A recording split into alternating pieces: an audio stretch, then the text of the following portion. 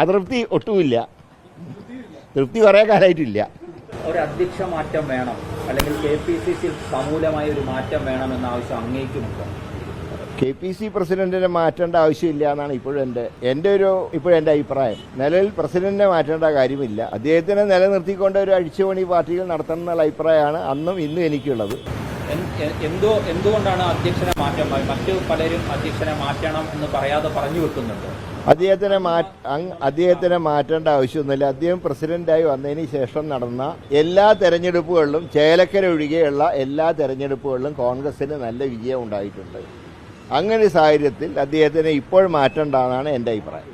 അതെൻ്റെ വ്യക്തിപരമായിട്ടുള്ള അഭിപ്രായമാണ്. പക്ഷേ എല്ലാ കാര്യത്തിനെയും ഫൈനൽ അതോറിറ്റി എന്ന് പറയുന്നത് കോൺഗ്രസ് ഹൈക്കമാൻഡ്. പക്ഷേ ഇന്നത്തെ ഈ യാത്രയെക്കാട്ടിയും വളരെ പ്രധാനപ്പെട്ടതല്ലേ ഒരു തെരഞ്ഞെടുപ്പിലേക്ക് പോകാൻ പോകുമ്പോൾ ഹൈക്കമാൻഡ് വിളിക്കുന്ന മുതിർന്ന നേതാക്കളുടെ യോഗം? അത്തരം ഒരു യോഗത്തെക്കാൾ പ്രാധാന്യമുണ്ടോ ഇവിടെ കേരളത്തിലുള്ള യാത്ര?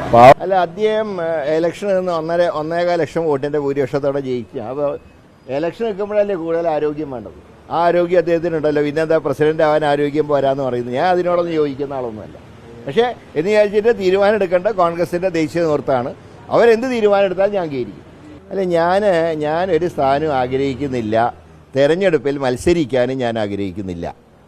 പക്ഷേ പാർട്ടി എന്ത് പറയുന്നു അതുപോലെ അനുസരിക്കുക. അതല്ലാതെ ഇന്ന സ്ഥാനം വേണമെന്നോ അങ്ങനെ വല്ല സ്ഥാനത്തിന് ആഗ്രഹം ഉണ്ടെങ്കിൽ ഇന്ന് ഞാൻ പോകാതിരിക്കില്ലല്ലോ.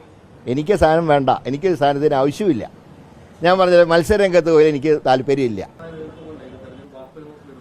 അല്ല, അതൊക്കെ ദേശീയ നേതൃത്വം തീരുമാനിക്കട്ടെ. ആരെ പരിഗണിക്കണം, ആരെ മാറ്റി നിർത്തണം, അതൊക്കെ തീരുമാനിക്കാനുള്ള നേതൃത്വം ഉണ്ടല്ലോ. അതിനെക്കുറിച്ച് നമ്മൾ വറിയിടാവേണ്ട ആവശ്യമില്ലല്ലോ.